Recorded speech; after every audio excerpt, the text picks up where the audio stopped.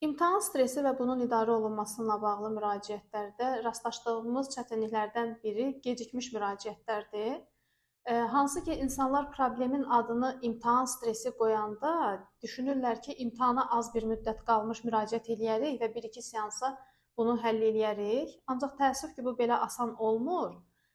Heç olmasa 3 ay qalmış, 2 ay qalmış, ən gecikmiş halda imtahana 1 ay qalmış bu müraciət edilməlidir ki, imtahana qədər burada bir nəticə görünsün.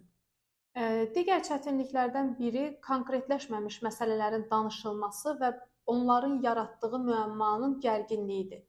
Yəni, filan bal yığsa haranı seçəcəyik, filan bal yığsa filan yeri yazaq, yazmayaq və s.